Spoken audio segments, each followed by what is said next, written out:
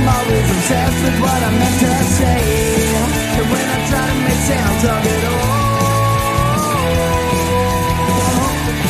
I get lost in the moment and let the moment slip away. There's something about the words you say, I hear them when you're not around. And there's something about that look in your eyes and your voice's sound. Well, we can.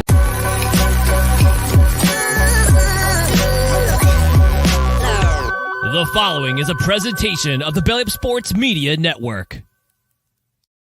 You are listening to the 1420 Sports Bar Podcast. 4 beer with a sports talk and a whole lot more. We are part of the Belly Up Sports Network.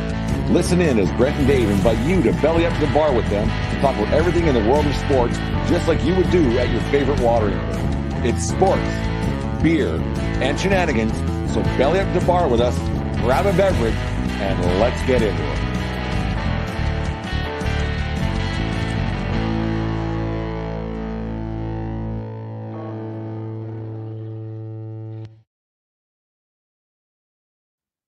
The 1420 Sports Bar Podcast, 4 beer sports talk and a whole lot more. Special Friday night edition from beautiful Vauxhall, Alberta. Dave Mika Kiprasov had his jersey, well, not yet, but he was announced earlier this week that his number 34 is going to the Rafters, right beside Kent Hare's favorite goaltender, Mikey Vernon. Long overdue, in my opinion. I think Kiprasov's twice the goalie that Vernon ever was. Never got that elusive Stanley Cup and everything else, and but one of those things. But it's nice to see Kiprasov. It's kind of funny that two of his teammates are in charge now for the Calgary Flames with Craig Conroy and Jerome McGinley.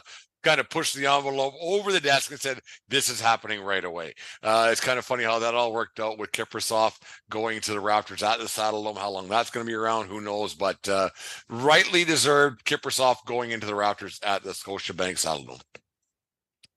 For sure it's deserved. Like both you and I, and we talked about it with Dave and Kent on the Mike Vernon episode of the podcast. Yeah. Jesus Christ. I like 3 of the 4 of us believe Kiprasov's the best goalie that the Calgary Flames that ever wore the Flaming Sea, and I can't imagine anyone. And the other guy doesn't know anything, but whatever. Yeah, and the other guys are not smart. I hope you're stupid. It's so good, and then I found out about it listening to those Barn Burner guys again, and it's funny. It's awesome. It's a really good episode to listen to because Rhett Warner himself was a teammate of Kipper on those things. And he told stories about Kipper, how competitive he was, didn't really want to work out or anything, but like he was dedicated to his craft. He did more game tape and he was ready for games and a competitor. And I never knew this. Like the 1 year for the Flames, I think it was the year after they did their Stanley Cup run, that he won the Vezina Trophy, and he big leagued the ceremonies. I'm not fucking going to that. I'm good. I'm wasting my time. That is so awesome. And they talked about like how his retirement ceremony is going to go. It's like, you think he's going to show? I fucking hope so. Why wouldn't he be? And then Warner's talking about, which made me think as well. Warner's talking about the text chains that now he's involved with, like guys getting together and what are we going to do is like who talks to Kipper and like, so what's going to be better, being in the building for the jersey going up to the Rafters, being in the bar the night before, or being the bar the night before, or the invite the only weekend party, whatever it is, and way better because Kipper's going to for sure want to go fishing with 10 or 12 guys. Smoke cigarettes, right? And everything Smoke else. cigarettes and catch fish. When Chris Pronger got his jersey retired with the St. Louis Blues recently, Jamie McLennan on Overdrive, he was invited by. He said, "Yeah, I'm more excited than the party and what we're going to do on Friday night at the old stomping grounds where the Blues play. Like they would drink beers and hang out." He goes, "I'm way more excited than watching his jersey go to the Rafters, like going to a bar with the guys and stuff. Like what? Because those ceremonies are so regimented, so." Do this, goes up, shake hands, go on TV, then you got to do an interview, and then it's over. Yeah, and then you got to The weekend prior to to the weekend of, like, if they do it on a Monday, that Saturday, Sunday, that's go time, man. Go time. Yeah, because they'll do it on a game where they need a draw, right? So Minnesota or Arizona's in town. Yeah. So that's going to be the night it happens. And it's probably going to be a Wednesday night. So like the weekend starts for those boys on Sunday. Everybody flies in on Sunday. Yeah. Pre-event, and then And even if Kipper's not involved, there's going to be some establishments in Calgary close private function signs on the door. I'm guessing. Yes, and if the Cowboys would still exist, that would be the number one spot, guaranteed. No, getting your retired jersey by a team that you're with for a long time, and you put your heart and soul into it, even though you might not win, you become part. And this might sound a little ridiculous. Sometimes you become so much of a part of the community and such a a staple in the franchise. You guys are there so long, and you might, because not every team wins, obviously, because winning's really hard and everything else. But getting your retired jersey, I think it's got to be just about second fiddle on the rung of things. If you don't win a Stanley Cup, getting your jersey retired by the team you played for a long time, I think that's got to be number one behind winning a Stanley Cup. Well, yeah, and which made me think about that. Like number one, you want your name on the Stanley Cup. I think number two, you want to make the Hall of Fame. I think Stanley Cup is more important than the Hall of Fame. And I think then three is jersey retired by your team, because if you don't have 1 and 2 and you still get a 3, that's pretty goddamn important. That shows the dedication that you gave. There's a lot more jerseys retired than Hall of Famers, right? Oh, without a doubt. Like I looked on Wikipedia today. I had a little bit of time and I didn't go through the entire list. There's a ton of them that I would say, this is just me guessing, 25% of the jerseys retired by a franchise are not in the Hall of Fame. And I did write a couple down. Like, so one is Wendell Clark. Wendell Clark has his jersey retired by the Leafs. He's not a Hall of Famer. He's really good. He's not a Hall of Famer. He's a Leafs icon. Yeah, without a doubt. So, like, I think that's the perfect example of a player that deserves to have his jersey retired by the franchise, but not a Hall of Famer and not a Stanley Cup winner. And like, that franchise has been around for 130 fucking years. And that's the thing. Like, Clark is such an icon still. Like, you go to a Leafs game, no matter what, there's a Clark jersey somewhere, and then Clark, he's on TV talking about Leafs, he's on radio talking about Leafs. He's an icon for sure, and he's definitely it's too bad he had to make a couple stops throughout the National Hockey League on different franchises, because you think of Wendell Clark, you think of the Leafs. Oh yeah, without a doubt. And not a Quebec Nordique for Matt Sundin, right? Or an Islander, right? Yeah, and that kind of shit. Yeah.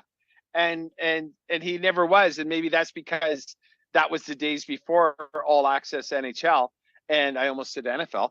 All Access NHL. Because that's actually a sport you actually like. You're talking about the NHL, right? and so we didn't get to see Wendell Clark every Saturday night because he was playing for the Islanders, because he was playing for the Nordique, right? And obviously playing for Toronto, you get a lot more coverage, and I think it's deserved that the Leaf organization actually retired his number, even though he's not a Hall of Famer and he doesn't have his name on the Stanley Cup. And I think it's a fun conversation, because here's another name. Rod Brind'Amour has his number retired. He's not in the Hall of Fame. Who retired his jersey, Carolina or Philly? Carolina, yeah. He's a legend in Carolina. Won a Stanley Cup there. He's a legend in Carolina. He's such a legend. They made him the coach, for fuck's sakes. He got traded. The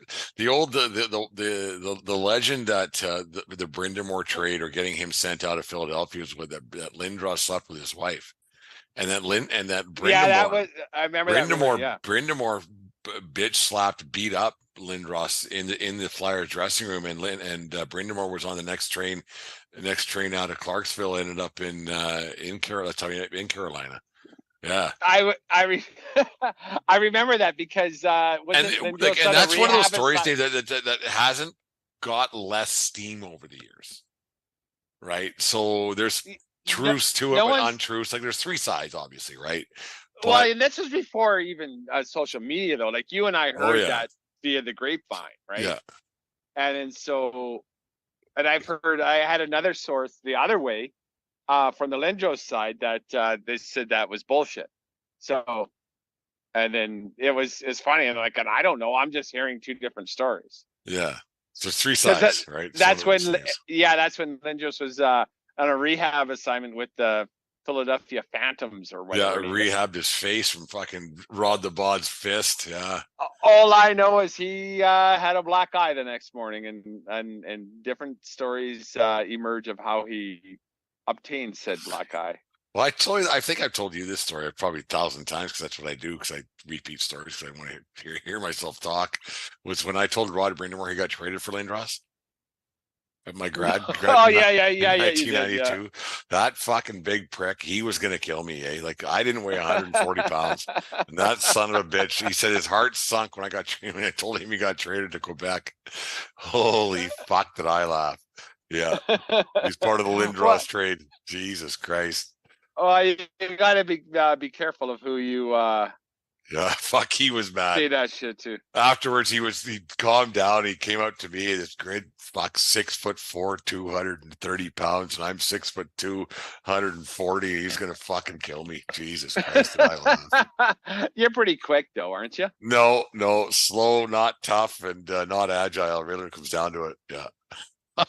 Here, I got another one. I want to keep going on this. I think another well-deserved one that it doesn't even like. If Wendell Clark is licking the jar, this guy, Chris Neal, he's looking at the Hall of Fame with binoculars.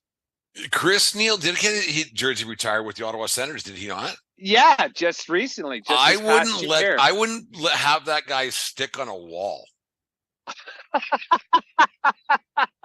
But you know what? Or his hockey card or anything. I completely agree with you, but I understand how a fan base and franchise wants to acknowledge the contributions that he made to the team. But that shows the utter mediocrity of your franchise. Of Chris Neal's going to the Rafters forever, forever. Like he's one of the. But that's okay because they're not a new franchise anymore. They came around in 92, I think it was 92, 93. 30 years now, yeah. So they're 30 years. Chris Neal's one of the greatest players to play for your franchise. I want a heart and soul guy is Chris Neal. I see. If someone gave me his autograph stick, I would go and shoot fucking rocks with it on the street. I have zero terrible. issue. I have zero issue with the franchise. It's not his fault. His number. It's not his fault. He gave his heart and soul. He was gritty and he played for the team. And I don't know what he's done off the ice, but I got to guess it's a lot for the franchise to want to recognize. You can only go to Ronald McDonald House charity events. You still got to be a good hockey player, man. Like fuck off, Chris Neal. He played for 14 years, right? That's an accomplishment in and of itself. That means the rest of the team was shitty too. They couldn't get anybody else to go to Ottawa. I just keep Neil. You made the team again. So, you made the team again. Yeah, so let's make it think. Like, who deserves a number retired more, Chris Neal or Max Domi? Because it's kind of the same player, right? No, Domi's got a little more skill. Or are you saying Ty Domi or Chris Domi or Max Domi? No, the dad. That's Ty. Ty Domi. Ty. What did I say? I think that if the Leafs didn't, if the Leafs were around the same amount of time as Ottawa was, the 30 years, because the Leafs have a long storied history, right? They've been around for 100 years. If the Leafs were around for 30 years, the same way the Ottawa Senators are, Ty Domi goes to the Rafters before fucking Chris Neal goes to Rafters in Ottawa. He did nothing. Well, he obviously was a contributor. He's not even an iconic anything. Well, in Ottawa, he is. Here's another one. Here's number 12 for Canadian Tire place. Woo! Number 12 for the Vancouver Canucks. I don't even know who that is. Not a Hall of Famer. Stan Steamer. Oh, Steamer's going to the Rafters. Steamer's an So you're icon okay in with Vancouver. Steamer at least went to the finals a couple of times. The captain, the whole bit. Steamer goes to Rafters, guaranteed in Vancouver. But you know what? He might not go to the Raptor GM place. They might put him up at a whoever plays at the Pacific Coliseum. Now there'd be a ceremony of 4, but Steamer should be in the Rafters at the Pacific Coliseum. Oh, if he can lift, he's a good player. If he can lift the puck, then the Flames don't win that Stanley Cup. Yeah, right? Steamer was a good player. Man. Bernie made that save in overtime. That's where Kent Hare got his Mike Vernon hard on there because of Stan fucking Smeal. Vernon did win the cup for the Flames right there. That was in round 1. They would have been out. They would have been out for sure. They would have been out. Stan Smeal. He's not even a Canuck Hall of Famer. He's just a Canuck legend. There's a big difference, right? Like, there's a Hall of Famer means you're a really good player. If you're if you're a legend of the team, there's an aura around you. Does that make sense? And why could but so now just apply that same logic to what you said about Chris Neal. I don't know enough about Chris Neal. I shouldn't besmirch Chris Neal from a dorm room in Vauxhall, Alberta on a Friday night. And you love bad uniforms, and those uniforms they were sporting those years were the worst ever. The Flying V was fucking terrible. I'm going to give you one more. Chris Phillips has his jersey number retired. Oh, yeah. By what team? Ottawa Senators. You're right. Like, what is he? Why first overall pick, was there forever. No, didn't he? Like, I thought he won the Cups with Chicago. Who am I thinking? No, he never played for. He never won a Cup. He played in. Sorry, Ottawa. I mixed up Chris Phillips and Seabrook in my brain. Yeah, no, sorry, Phillips they were both Leopard Harrigans. Yeah, Phillips was a first overall pick. Ottawa, and Senator he was forever. good. He played a really good player. Not a great player. Didn't never. I think he actually. He 2 gold medals. World Juniors. But no, he for sure won an Olympic gold medal. No, I'm gonna tap his name. You talk and I'll look. He definitely was a Hall. Like he's an all-time great in Ottawa. First overall pick. His career is exactly what his career should have been. Really good player, solid player, really good player. Not a Hall of Famer. Solid guy back on the point. Around forever. Good guy all around. Yeah, no, he was a really good player. No, you're right. He did not win Olympic gold. I thought he did. No. He won 2 World Junior golds and 2 silvers at the World Championships. Yeah, which means your team isn't making the. So you didn't make the playoffs. Never made the playoffs. If you win World Championships, your team sucks. Captain Ryan Smith, right? Does Edmonton retire Ryan Smith? Hey, so Smitty, Ryan Smith, should the Oilers retire his jersey? Yeah. You think? Yeah, I think so. No. Actually, you know what? They can't. The bar is set too high, right? And that's the problem with a team like Ottawa, right? Like you gotta find someone. The bar is set way too high in Edmonton for him to be. You can't put Gretzky, Coffey, Curry, Messier, and then Ryan Smith. He just doesn't work that way. We get it. It's a Grant Fuhrer, blah blah. And then and with 14 career goals, Ryan Smith, number 94. No, he had a 50-goal year that one time. No, maybe 40. Maybe 40. I think he had and with 3 career playoff appearances, Ryan Smith. Captain Canada. Captain Canada, because his team doesn't sucks. Fucking count.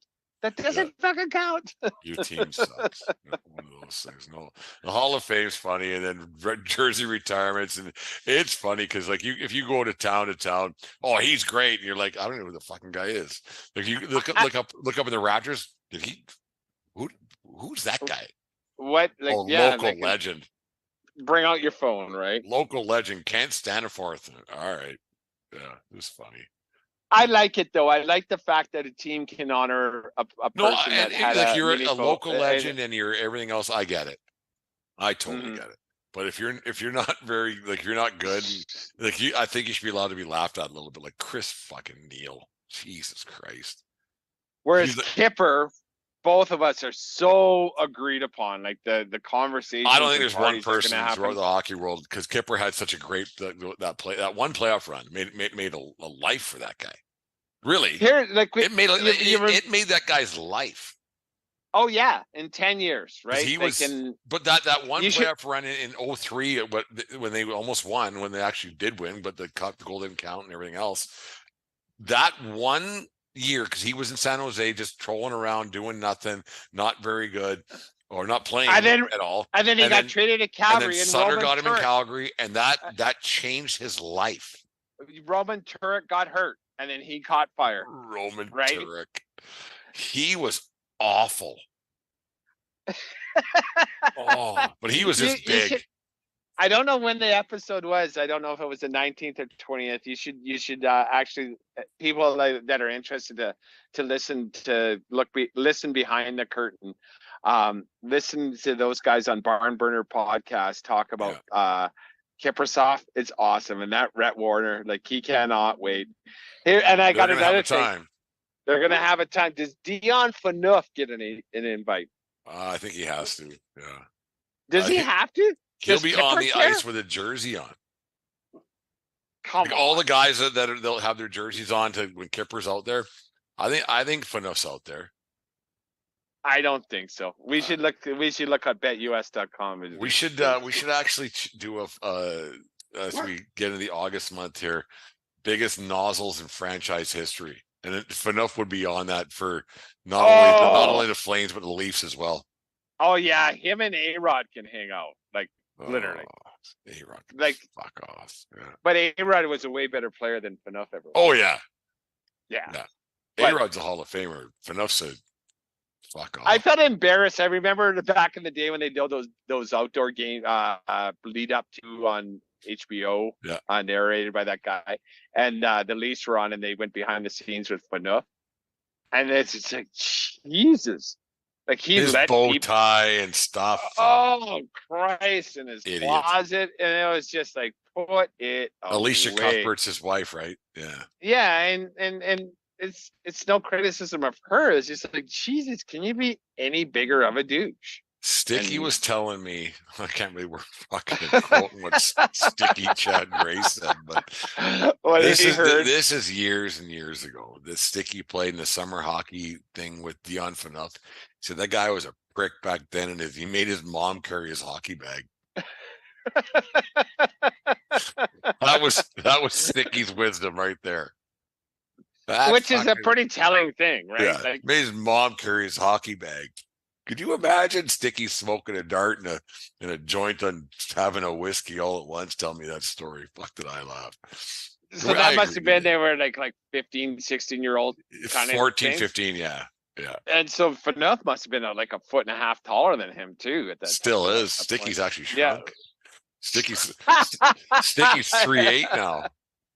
Oh, come on. Sticky's 3'8", and he looks like Tom Cruise in Philadelphia. For fuck's sake. Bet he hasn't aged a day though. No, he has. He has? Yeah. I can't wait to see. No, he hasn't. He's funny. He's still Sticky. I imagine you can talk to that guy for a week, don't know what the fuck we're talking about, but he'll keep talking anyways. Dave, fun show tonight. I got to hit the road here. I got some duties to take care of here in Vauxhall, Alberta, baseball tournament stuff. What do you got going on the rest of the weekend? Believe it or not, we have a weekend off from baseball. So the wife and I and the boy are going to go down to Montana. Wife and boy are going to stay for a couple more days. I'm going to come back on Sunday, but going down tomorrow. Yeah. Just spend the night and whatever. Yeah. Spend the night, whatever. My wife's, brother who lives in, Saudi Arabia is there. So I get to see him for my 24 hours of the year. Like, we text each other, obviously, but looking forward to it. And little water time, little family time. It's going to be good for the bones and the brain. Well, that's good. Get away. It's always a good thing. I do have a quick would you rather. Okay, let's do it. Okay, so who would you rather be with all the shared memories, whatever? Like, this is the life that you had to leave up to your point. You bring out your license. Would you rather your license say Steve Bartman or Zach Hampel? Bartman wrongfully accused of a Moises Alou lie because Alou was not catching that ball in the 2003 playoffs. That Zach Hamel's just an absolute idiot. When I have a Zach Hamel story. Me and my brother were at Yankee Stadium 2017. And this guy that we're sitting next to, we were sitting in section 103. And this guy said, I fucking hate that guy. And that's that Hamel guy, baseball guy, right? Catches all the for people who don't know, he catches home run balls. He's got thousands of them. He's thousands, 10,000 is what it's crazy how many baseballs this guy got. And then my brother Mike's not a violent guy at all. He's the calmest, nicest person in the world, would never, ever wish harm or inflict harm on anybody. And my brother told this guy from the Bronx, he goes, why don't we just fucking sucker punch that cocksucker, he said. And this guy from the Bronx like, what? He goes, you go and talk to him. I'll go on the other side. And Mike says, I'm a left-hander. I'm a southpaw. I'll just fucking drill him one. I'm like, Jesus Christ. That got pretty extreme quick, right? But no one likes that guy, no matter what building he goes to. Bartman got a bad rap. I'd rather have but there are still people who don't like Bartman, Cubs fans, right? They still think it's his fault. But I'd rather be Bartman than Zach Hampel for sure. I hear what you're I'm on saying, a 30 for 30, and I completely agree with what you're saying. But poor Bartman, who really did nothing wrong, all he was doing was being a fan. He was in the wrong seat at the wrong time, being a fan. That's all he was doing. Exactly. That could have been Brent. That could have been Dave. We would have stood up and tried to catch that ball as well. 100%. And you're right. Moises was never going to make that catch. And so the fact that he had to put up with 25 years of abuse, thank Christ, social media wasn't a thing back then. Because he would have had to change his name. And he was vilified for absolutely nothing. Whereas Zach Hampel, whatever, is doing his thing, and he's embraced the douchebag. So, Bartman did nothing wrong, and he had sleepless nights. I actually seen that Hampel kid go in front of 9-year-old girls to catch baseballs. I've seen it with my own eyes. Yeah, and that's when Mike said this. When Mike said, when Mike broke it down, I'm a left-hander. He says that cocksucker won't even see it coming. And that guy from the Bronx, you Canadians are fucking crazy. He said, yeah. We're not. We're me and Mike. I'm not, but not violent, not throwing punches, at this stage in our lives by any means. But it's fun to pretend to want to punch. Oh yeah, somebody. The guy calls me. These two Canadian guys are gonna kick this guy's ass. No, we're not. We're not. Yeah. Go up and tell him to move. Otherwise, he's going to go out in a stretcher. Yeah, there you go. Anyways, Dave, fun little show tonight. We got it in and out quick. Weekend baseball. It's all going on. It's a lot of fun here in Vauxhall, Alberta. Got some umpire and chief duties to do tonight, and maybe hit a few Bud Lights down at the Corona Tavern here at Vauxhall tonight. Who knows? Well, do what you got to do and make sure those kids are officiated properly tomorrow. That's all I can ask. Well, I'm sleeping till about 10 o'clock. I don't got a game till 1, so they'll be okay, I think. Oh, wait till the sun. Wait till it gets hot. It's good plan. It's good being the scheduler, though, when you can sleep in a little bit. I can handle some heat. I can't handle hangovers. Oh, okay. Well, don't get hungover. It's all up to you. Slip in a water. I won't get hungover anyways. 1420 Sports Bar Podcast, 4 Beer Sports, talking a whole lot more. Take care of each other, but more importantly, take care of yourself to need you around. Keep you stick on the ice. And what else, Dave? I want to see no called strikes on high pitches this weekend, Brent. That's how I get out of games, man. Anyways, have a good weekend, folks. We'll talk to you on Monday. You just listened to the 1420 Sports Bar Podcast. 4 Beer with Sports, talking a whole lot more. We are part of the Belly Up Media Network.